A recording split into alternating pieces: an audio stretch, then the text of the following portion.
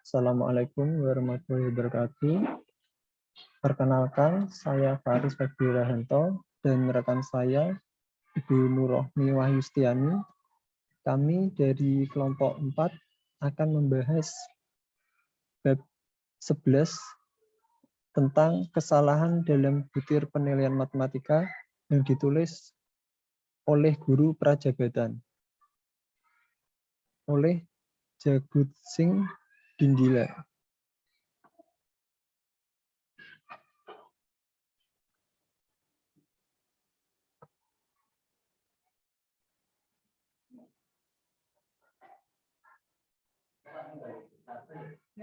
Pendahuluan. Sering dikatakan bahwa penilaian mendorong kurikulum. Dewan Riset Nasional pada tahun 1989 di Amerika Serikat mengakui fakta bahwa penilaian mendorong kurikulum dengan menyatakan bahwa apa yang diuji adalah apa yang diajarkan. Tidak mengherankan jika guru yang menerapkan kurikulum sekolah sering mengajar untuk ujian. Dengan demikian, penilaian menjadi agenda utama guru matematika sekolah dimanapun. Dalam sistem yang berorientasi pada ujian seperti di Singapura, mereka harus melihat dengan sangat hati-hati ke dalam aspek penilaian formatif dan sumatif karena orang tua dan masyarakat luas sangat sensitif terhadap segala bentuk penilaian yang melibatkan siswa. Setiap kekurangan dalam praktik penilaian dapat menimbulkan konsekuensi serius bagi guru dan sekolah mereka. Oleh karena itu, penting bahwa guru matematika untuk berhati-hati dalam menulis item tes mereka. Dalam bab ini, penulis melaporkan jenis kesalahan yang dicatat ketika beberapa guru prajabatan sekolah dasar menulis item tes.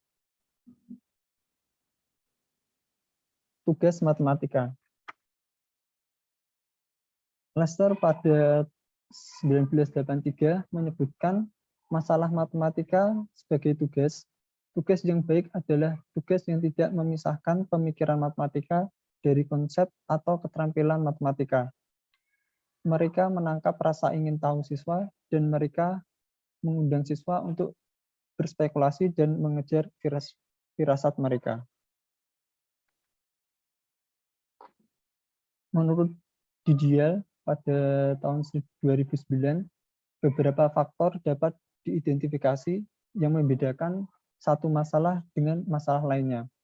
Antara lain, berdasarkan domain konten, tujuan yang akan diuji, kata-kata yang tepat dari masalah, konteks masalah, dukungan dan struktur yang diberikan, jenis angka yang terlibat, sumber daya yang akan digunakan selama solusi proses, waktu yang diharapkan untuk solusi, dan ketertutupan atau keterbukaan masalah.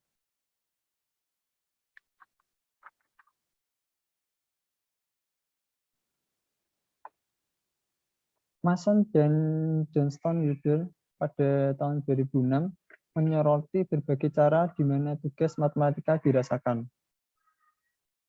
Pertama, tugas seperti yang dibayangkan oleh penulis tugas, kemudian tugas bagaimana dimaksud oleh guru, tugas seperti yang ditentukan oleh instruksi guru atau penulis, tugas yang ditafsirkan oleh peserta didik, dan tugas yang dilakukan oleh peserta didik. Selanjutnya, Purcell, Greer, dan Descartes pada tahun 2000 mengacu pada masalah kata, menyatakan bahwa beberapa komponen dapat diberikan dalam masalah kata. Yang pertama, struktur matematika, sifat dari besaran yang diberikan dan tidak dalam masalah, serta jenis operasi matematika yang besarannya tidak diketahui dapat diturunkan. Yang kedua, struktur semantik, yaitu cara interpretasi teks menunjuk ke hubungan matematis tertentu. Misalnya, ketika teks menyiratkan perubahan dari kuantitas awal ke kuantitas berikutnya dengan menambahkan atau mengurangkan. Maka dalam setiap kasus operasi penambahan dan pengurangan harus ditunjukkan. Yang ketiga, konteks. Masalah tentang apa, misalnya apakah dalam kasus masalah aditif yang melibatkan kombinasi himpunan-himpunan yang terputus, masalah ini berkaitan dengan sekelompok orang yang bergabung satu sama lain. Yang keempat, format, yaitu bagaimana masalah dirumuskan dan disajikan yang melibatkan faktor-faktor seperti penempatan pertanyaan, kompleksitas struktur, dan tata bahasa.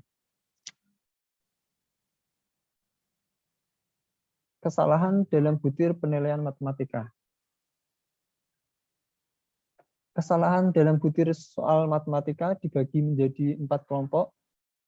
Yang pertama ada kesalahan terkait bahasa, yang kedua kesalahan terkait konten, yang ketiga kesalahan terkait dengan diagram sebagai dukungan, dan yang keempat kesalahan terkait konteks.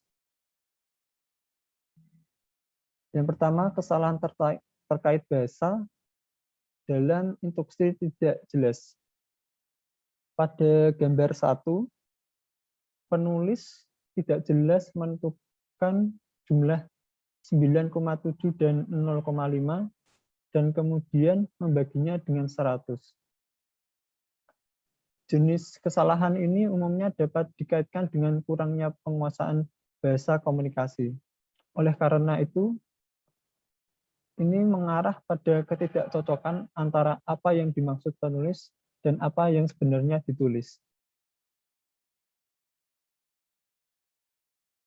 Yang kedua, kata kunci atau frasa tidak ada atau bahkan hilang.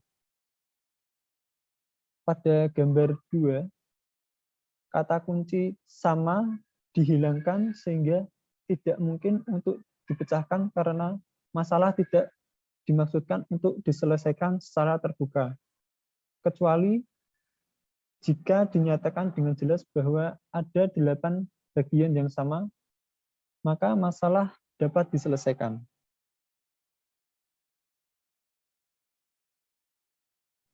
Yang ketiga, dalam hal menggunakan kata kerja arah yang salah. Pada gambar 3, tidak masuk akal untuk mengatakan buktikan jawaban kamu dengan jelas. Untuk siswa di tingkat dasar, istilah membuktikan bisa sangat membingungkan bagi mereka. Untuk materi selanjutnya akan disampaikan oleh Ibu Nurrohmi. Ibu Nurrohmi, silahkan.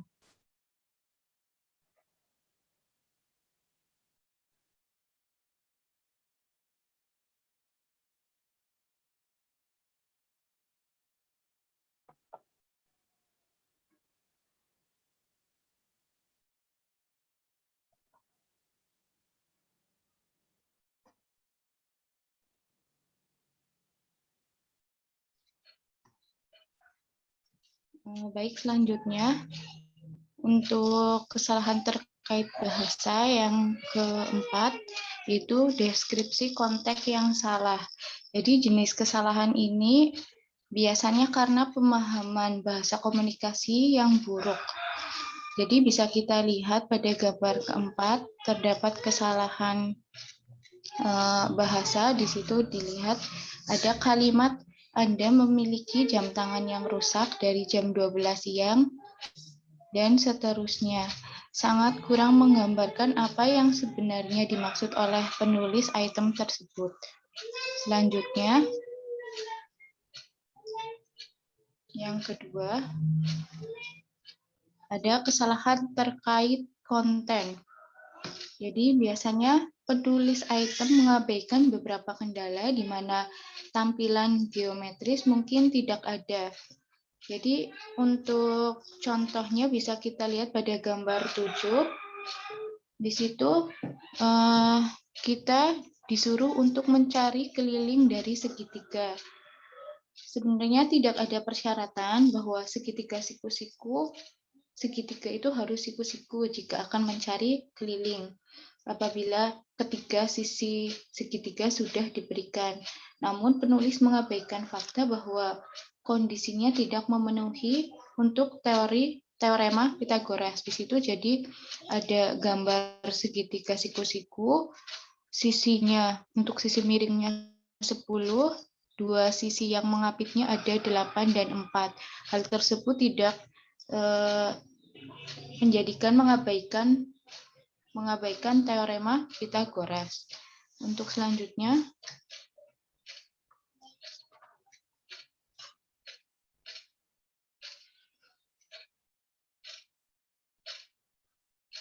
untuk kesalahan selanjutnya,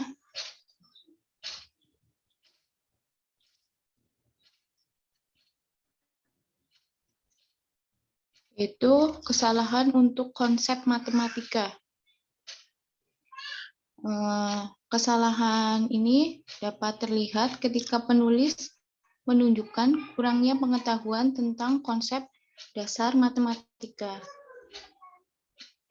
Jadi bisa dilihat pada gambar 9, di situ penulis membandingkan panjang dan luas yang tidak masuk akal. Jadi dalam item tersebut ada panjang persegi B yang dibandingkan dengan luas persegi panjang A.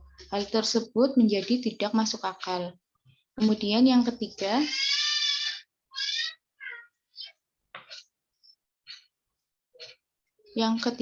terdapat kesalahan terkait dengan diagram sebagai dukungan. Jadi, tujuan dari diagram dalam suatu masalah adalah untuk memberikan bantuan kepada siswa yang akan mengerjakan masalah tersebut. Dalam geometri, diagram membantu siswa untuk memvisualisasikan situasi di mana masalah dijelaskan dengan menunjukkan semua informasi yang relevan yang diberikan dengan masalah. Jika diagram tidak digambarkan dengan benar, maka ada resiko bahwa itu mungkin akan membuat masalah lebih abstrak untuk siswa. Jadi kesalahan yang pertama, yang A, asumsikan sisi-sisinya tegak lurus atau sejajar. Jadi penulis menganggap sisi-sisi tertentu sejajar atau tegak lurus atau sudut-sudut tertentu menjadi sudut siku-siku. Siswa yang mengerjakan soal diharapkan mampu mengidentifikasikan secara visual sisi sejajar atau tegak lurus. Jadi dari gambar 12, penulis mengasumsikan bahwa sisi AD dari trapesium tegak lurus dengan sisi AB dan sisi DC. Namun item tidak memberikan informasi yang relevan dari gambar. Selanjutnya,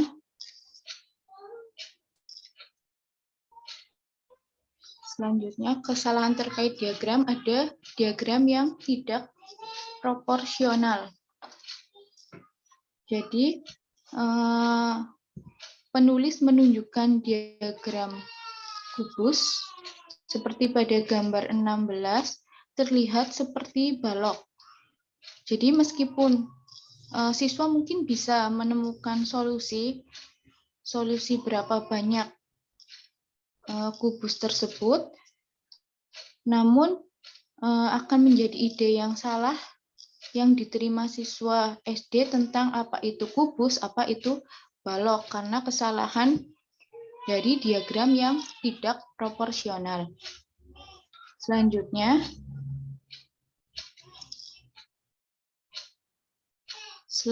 ada diagram kompleks. Jadi untuk diagram kompleks bisa kita lihat pada gambar 17, terlihat dengan jelas bahwa diagram tersebut sangat kompleks dan juga menyesatkan. Seorang siswa sekolah dasar yang mencoba memecahkan masalah ini mungkin akan benar-benar bingung tentang apa yang harus ditemukan, karena diagram yang sangat kompleks atau sangat rumit. Di situ ada gambar lingkaran, kemudian persegi, kemudian segitiga. Jadi siswa yang mengerjakan tidak tahu apa yang harus ditemukan terlebih dahulu. Gitu. Itu kesalahan dalam diagram kompleks. Selanjutnya,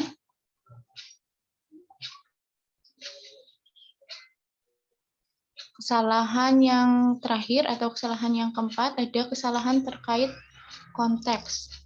Jadi konteks masalah merupakan aspek yang penting yang harus dipilih dengan cermat agar masalah tersebut masuk akal. Dari contoh item gambar 20, penulis telah mengabaikan fakta bahwa kubus kayu akan mengapung di air. Jadi dari soal tersebut bagaimanapun untuk kubus kayu walaupun dimasukkan ke dalam air tentu tidak bisa membuat air tersebut naik sekitar di situ ada 20%. Jadi dari soal tersebut terlihat ketidakrealistisannya. Selanjutnya,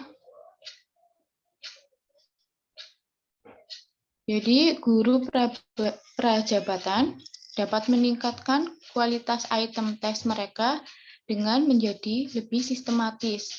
Beberapa pertanyaan yang dapat mereka tanyakan pada diri mereka sendiri, mungkin sebelum, saat, ataupun sesudah membuat item atau butir soal, seperti yang ditulis Dindial 2006, yaitu harus memperhatikan apa tujuan dari butir soal itu, apa topik matematika atau area konteks konten yang menjadi dasar butir soal tersebut, lalu siapa yang akan mengerjakan butir soal, apakah itu siswa SD, apakah itu siswa sekolah menengah, itu perlu diperhatikan.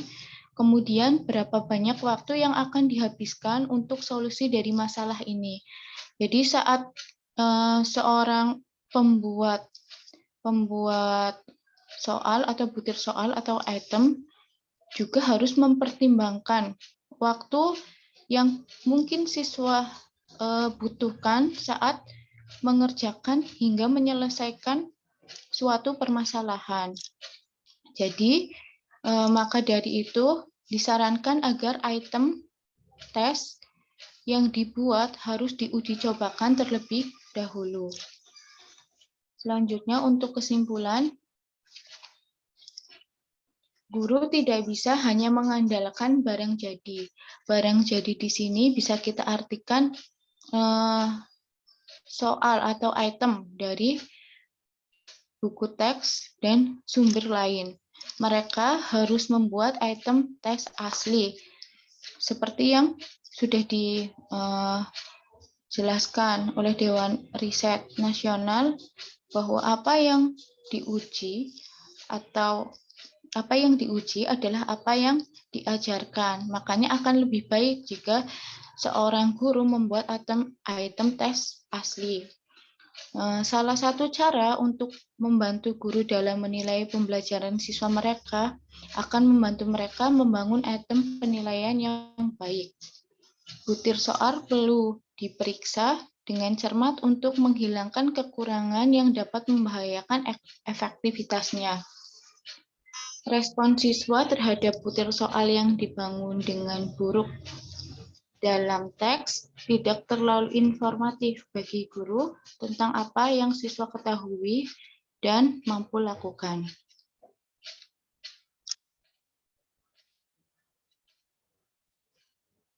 Jadi sekian untuk pemaparan hasil diskusi kelompok kami, kelompok 4. Apabila ada kesalahan, kami mohon maaf.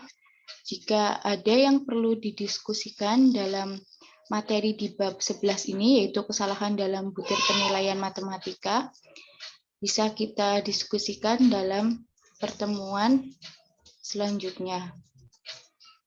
Saya sampaikan terima kasih. Wassalamualaikum warahmatullahi wabarakatuh.